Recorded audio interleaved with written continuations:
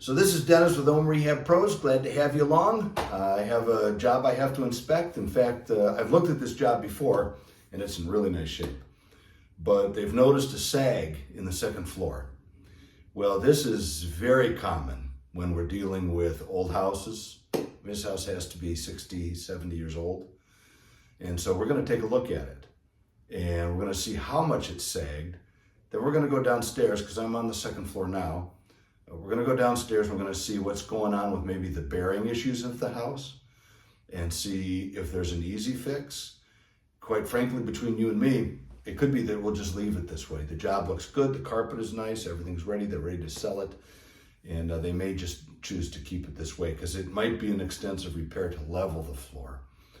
So let's take a look. Let me show you what I'm doing with my level to see exactly how bad the sag has become. So here's my level. Now you can see what I did here. I've got it all the way. This is a long level. It's a 6-foot level. Got it all the way to the end of the house. That's the end wall. And to make it level, I've put this bar underneath it to make sure that it's level and I can get a good measurement in the middle. So we're going to notice it's level. Okay, so let's take a look and see if we can get a measurement. Let me get this adjusted and see how far of a sag we have here.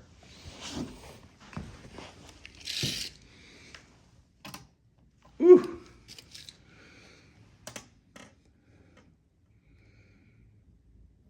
Okay, so there you have it. That's quite a bit of a sag. Looks to me like, although I'm looking at it from a different angle, over 2¼ inches. Okay, so let me take a closer look at this.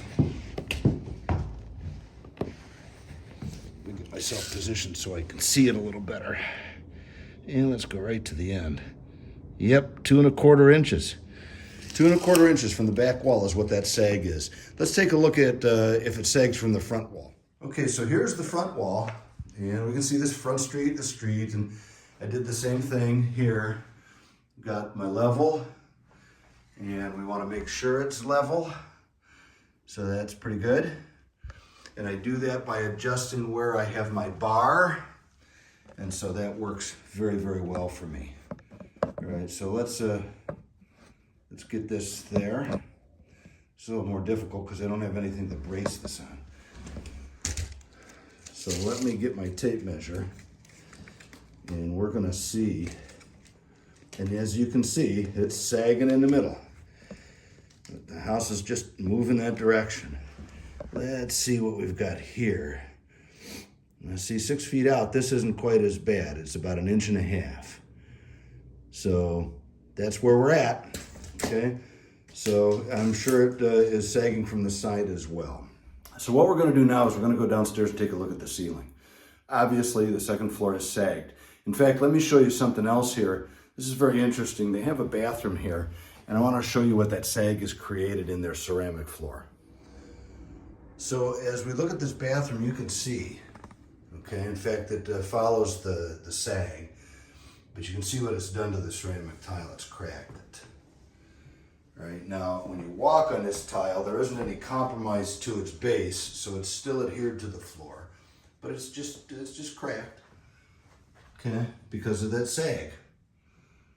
It's just, you know, you can't put enough mastic underneath it or mortar underneath it to stabilize it against that sag. So I doubt that it moved. It's just the way it went. You can't put a straight tile over a curved floor. So let's go downstairs.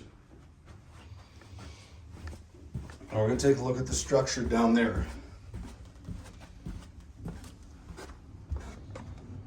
So the downstairs, there's the front wall, and that is probably the bearing wall right there. Goes all the way to the stairway. All right, and you can see, I can see with my eyes, I don't know if you can see it in the video.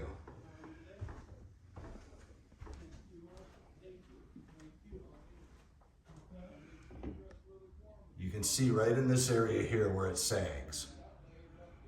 All right, not bad. There's no major cracks there. There's no big compromise to the plaster, but it just sags. And this bearing wall goes from the end of the house to the front of the house, the back of the house to the front.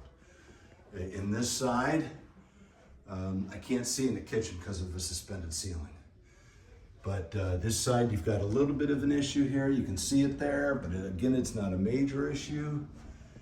So it appears as if we have a sag because we have a very old house, and the lumber, I don't know what size lumber they used for those floor joists.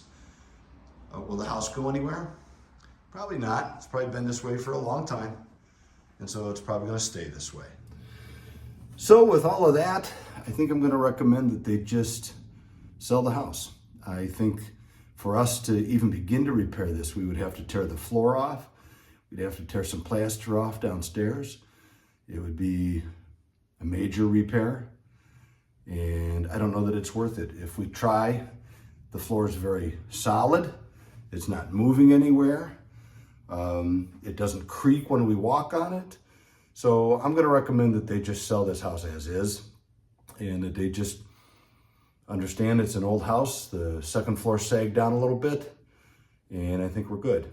The only other thing I might do is go down in the basement and see if there's an issue down there. So let's do that. So down in the basement revealed a little bit of something. In fact, this beam, it bellies like that too.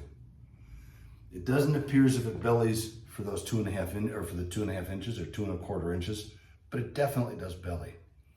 Now let's take a closer look. You'll see what I mean. Okay, so I have my level. This is going to be a little tricky because I can't fasten it to anything, but let's take a look and see what this does. So I'm going to make sure it's level.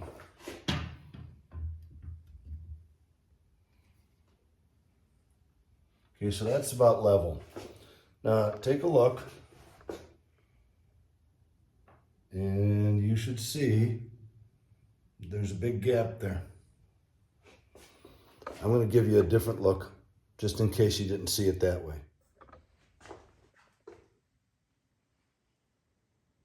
See that big gap?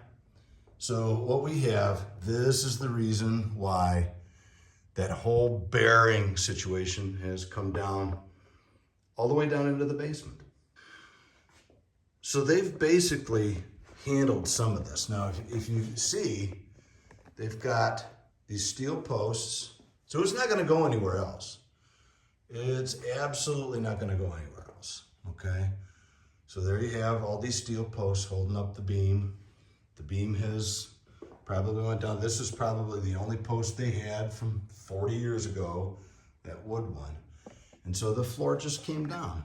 So I know for a fact now that that middle wall is the bearing wall that we talked about, because here's the heat vents that go up that wall. And so I know that that bearing transfers right down to this beam. The bearing goes all the way through that center wall in the living room, all the way up to the second floor.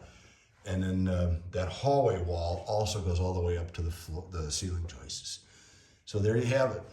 So what should they do? Well, let's talk about that for a minute. So it's my opinion that they should just leave this alone. The floor is stable. They put the steel posts downstairs, which does a nice job of holding everything where it is right now. We could try to jack that beam up down in the basement. We've done that before. That can cause other problems. We could cause cracks in the walls upstairs. It could cause compromise to your plaster and drywall. Because remember, the sag is 2.5 inches. It's 2.25 inches upstairs in the middle of that hallway. You're not going to jack it up 2.25 inches. You might be able to get a little bit of that out of there, but not as much as it is sagged. So I'm going to suggest that they don't do anything with it. They put their steel posts down there. Everything's stable. It's not going to move anymore. Just leave it alone. It's a nice house. Well, you know what? Thanks for watching, guys. This is Dennis with Home Rehab Pros, and I hope everything is good with you and your family. If you liked what you saw or you learned a little something, just give us a thumbs up. And if you haven't subscribed yet, please do that. It helps us. And we just enjoy being able to share these videos with our friends and neighbors. So you have a great day, and you know what? We'll see you in the next video.